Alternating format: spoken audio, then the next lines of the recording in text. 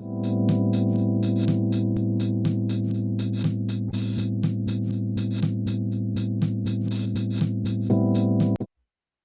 right, welcome back to the deep dive. Today we're going to be digging into something. Well, this should be good. Yeah, it's going to be interesting.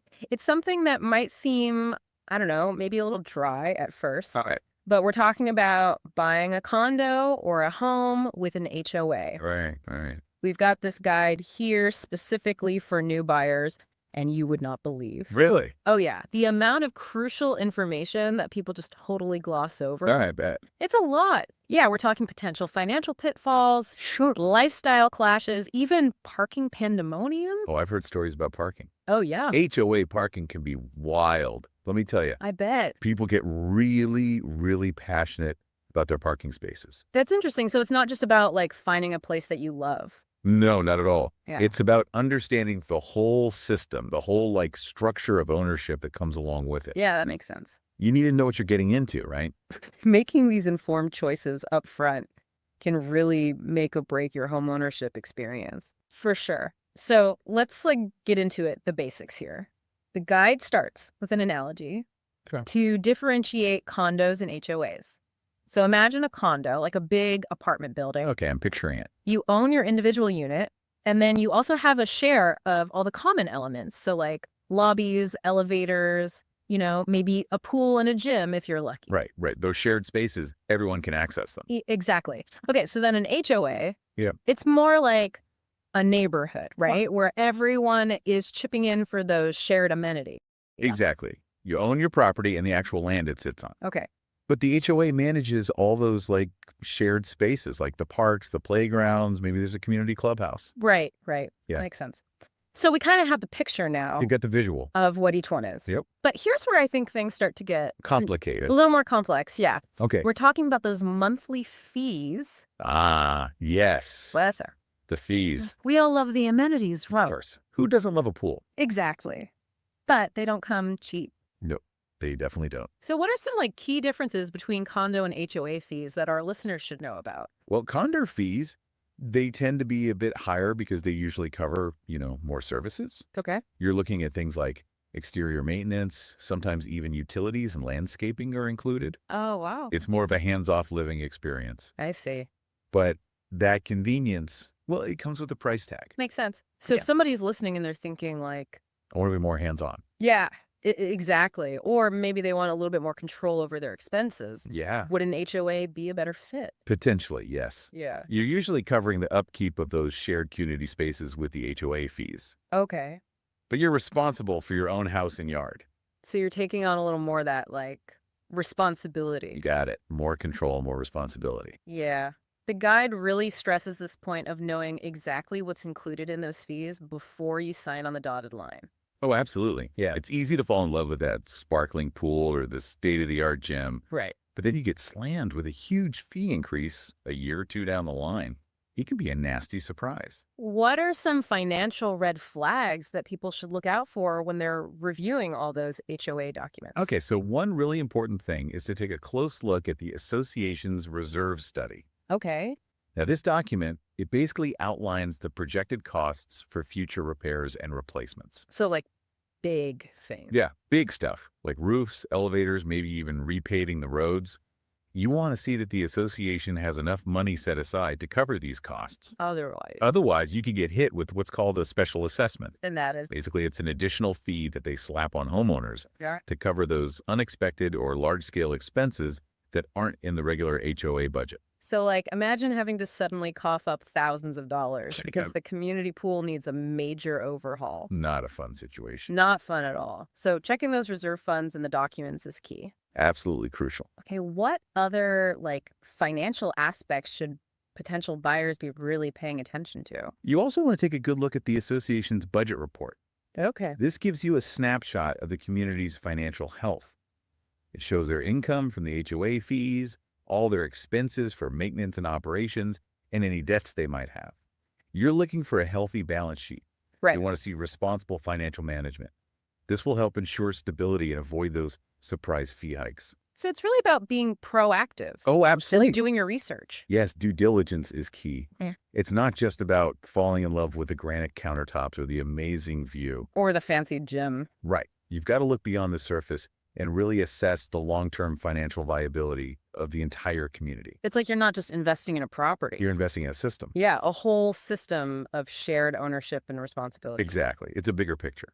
All right, that's a really good point. So let's say our listener has gone through all the financial documents and everything looks good.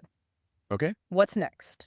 I know the guide mentions rules and regulations. Oh, yes.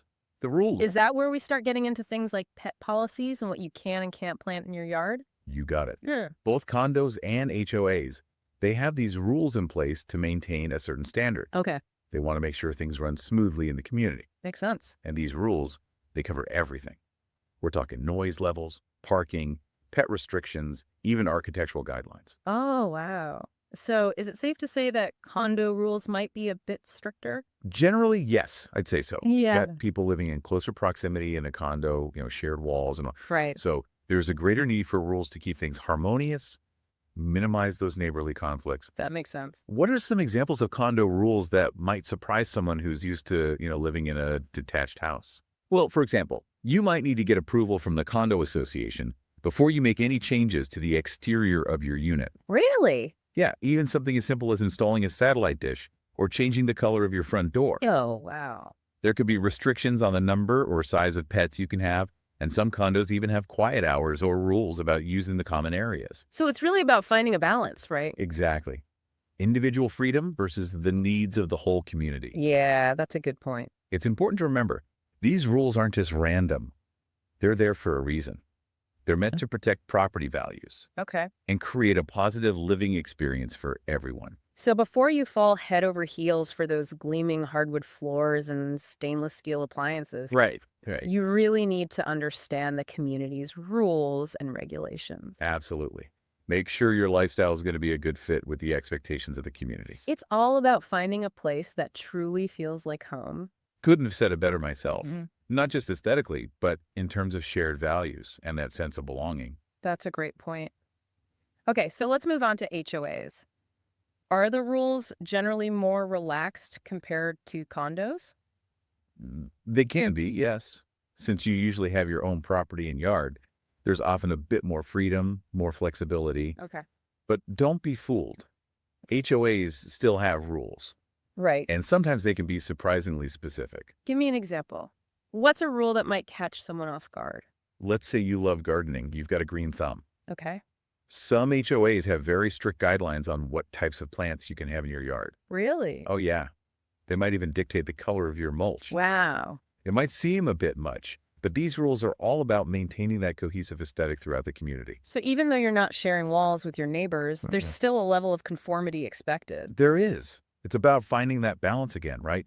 Individual expression versus community harmony. This whole conversation is really highlighting how important it is to do your research before you commit Oh, absolutely. to a condo or an HOA. Due diligence is key. It's not just about the property. It's about the lifestyle, It's about the rules, the the regulations, financial obligation. every. Exactly. And that's where the guide's advice on reviewing those association documents comes in. Yeah, It's your roadmap to understanding exactly what you're signing up for.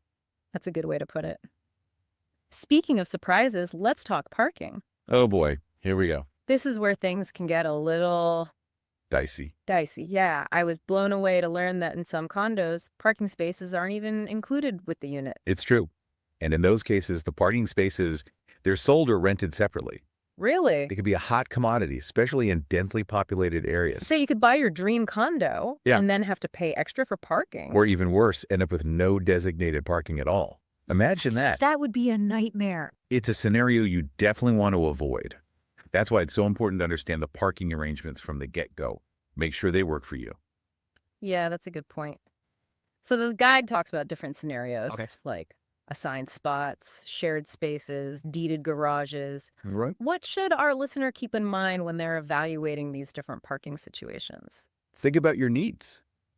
Do you have multiple vehicles? Do you have guests over frequently? If so, a condo with limited parking or only assigned spots might not be the best fit. And I imagine parking becomes even more crucial if you have accessibility needs, or you rely on your car to commute to work every day. Absolutely. It's Yeah. not just about convenience. The availability and the cost of parking can have a real impact on your budget and your lifestyle. For sure. So, whether it's a dedicated spot, a shared garage, or even street parking with permits, Yeah. you really need to understand the parking situation Precisely. before you make a decision about a condo or HOA. Couldn't agree more. It's one of those details that seems small, That's not. but it's not. It can have a big impact on your day-to-day life and how happy you are in your new home. This deep dive is revealing so many layers So many layers. to condo and HOA ownership. It's like peeling an onion. It really is. And I'm very much looking forward to continuing to unpack this guide and exploring even more critical insights with you. I'm ready. Let's do it. All right, so stay tuned, listeners. We'll be back soon with more information and expert advice to help you on your homeownership journey.